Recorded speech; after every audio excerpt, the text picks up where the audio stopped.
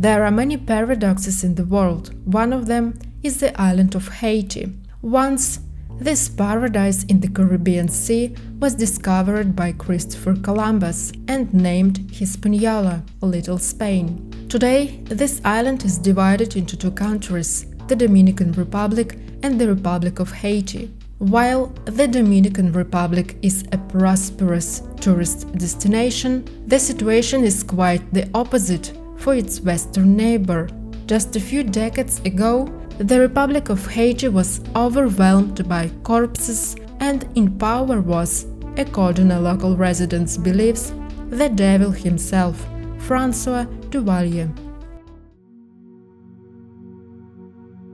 Unlike most dictators of the 20th century, François Duvalier was not an illiterate soldier who seized power. Duvalier was born into an educated and respected family. His mother was a teacher and his father was a journalist. In 1932, François Duvalier graduated from the medical faculty of the University of Haiti. After obtaining his medical degree, François went to work in a village, saving the lives of ordinary people from tropical diseases. The local residents gave him the nickname Papa Doc, which stayed with him for the rest of his life. A few years later, Dr. Duvalier furthered his education in the United States in the University of Michigan.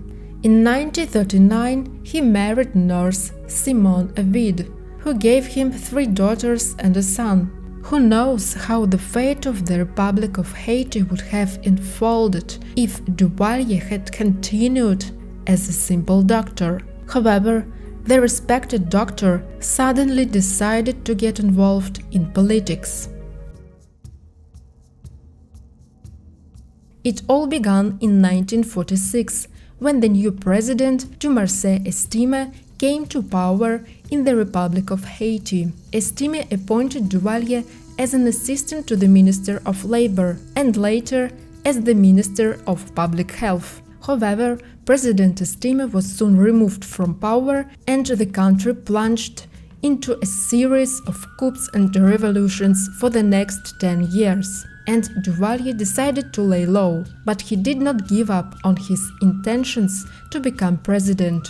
Throughout these years, he devised a cunning plan to seize power. Duvalier's moment of glory came in 1957. It was during the presidential pre-election campaign, which was complete chaos. In the past 9 months, the country had seen 5 interim governments come and go. The people grew tired of keeping track of who was currently in power. Unrest broke out in various regions. Newspapers were filled with commissioned articles calling Duvalier a repugnant midget and assuring the entire nation that he had no chance of winning. During this time, Papa Doc began to gain the trust of the people. In his speeches, he talked about rejuvenating the country and distributing the wealth that the elite had accumulated in their palaces. Of course, with such promises, victory was assured. On September 22, 1957,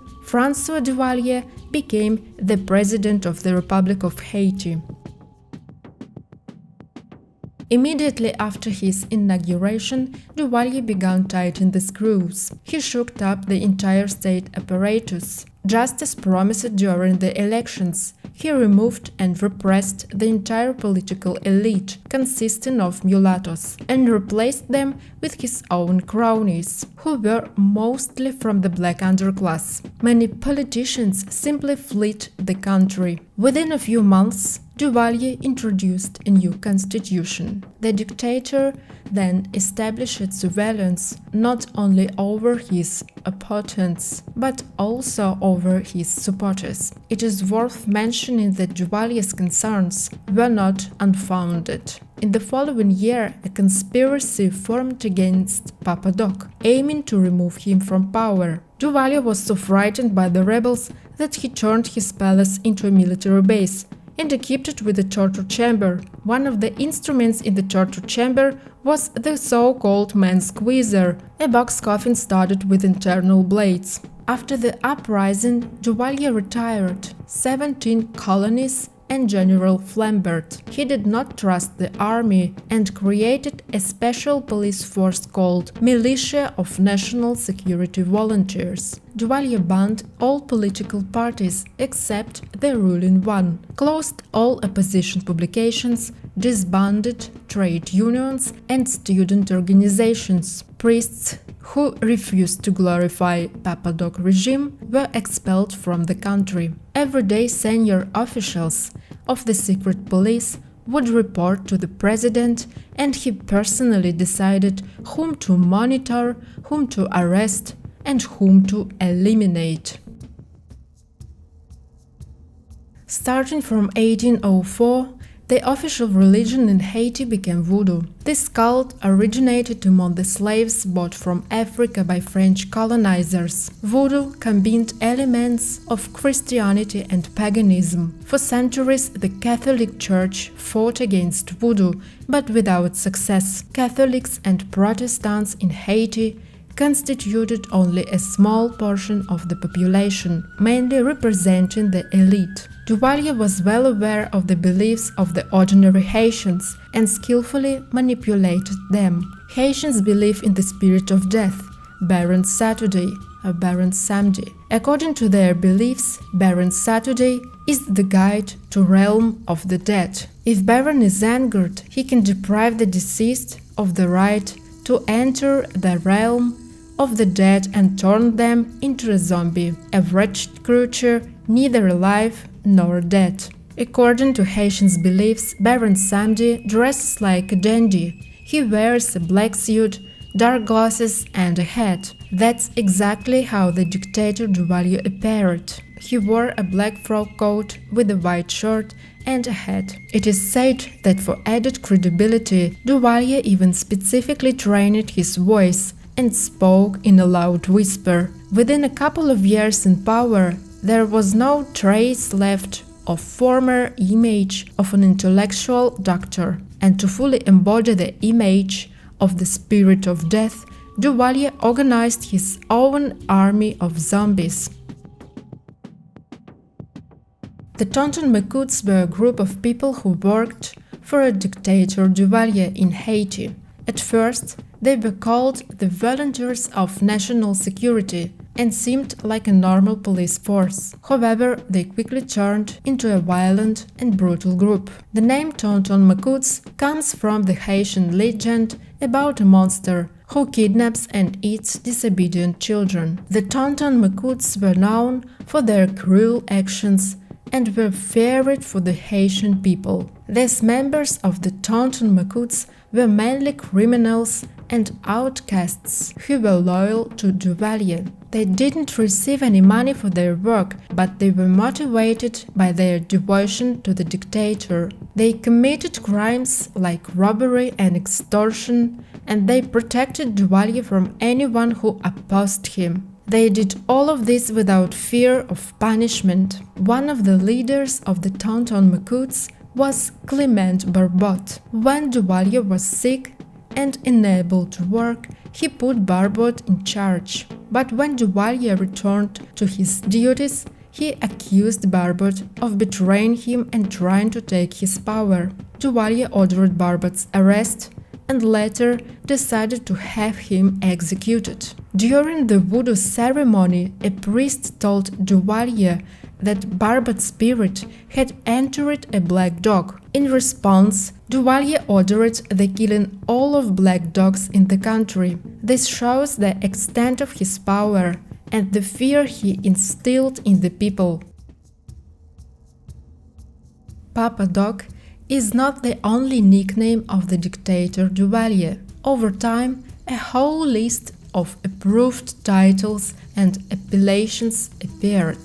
the indisputable leader of the revolution, the protector of the common people, the corrector of mistakes, the son of Haiti, the king of happiness, the heavenly rainbow, the apostle of unity, the great benefactor, the anointed one of the African gods, the worthy heir of the founders of the Haitian nation, the fearless and blameless knight, the great electrifier of souls, the grand boss of commerce and industry, the supreme leader of the revolution, the benefactor of the poor. In 1964, a new national anthem was introduced, beginning with the words "Papa Dog Forever." But political fame alone was not enough for Duvalier. Apparently, the literary lures of Mao Zedong and his famous quotation book bothered the dictator, so Duvalier decided to show himself in the literary field as well. The dictator's opus was called Thoughts of Duvalier. In his speeches addressed to the people, Duvalier told his followers that he was sent from above to bring equality and freedom to black people. His philosophical work was mandatory for every citizen of Haiti to acquire. Moreover, this book cost $15, which was unthinkable for the majority of Haitians. To ensure that every worker read the president's thoughts, the books were sold on installment plans, with the money simply deducted from their wages. The entire political life of dictator Duvalier was permeated with mysticism. With its help, he not only instilled fear in the population of the country, but also fervently believed in it himself. For example, Duvalier believed that 22 was his lucky number, because he became president on September 22nd. In the future, Duvalier tried to make sure that other significant events also fell on double twos. On April 22, 1961, the dictator held a parliamentary re-election, dissolving the previous one.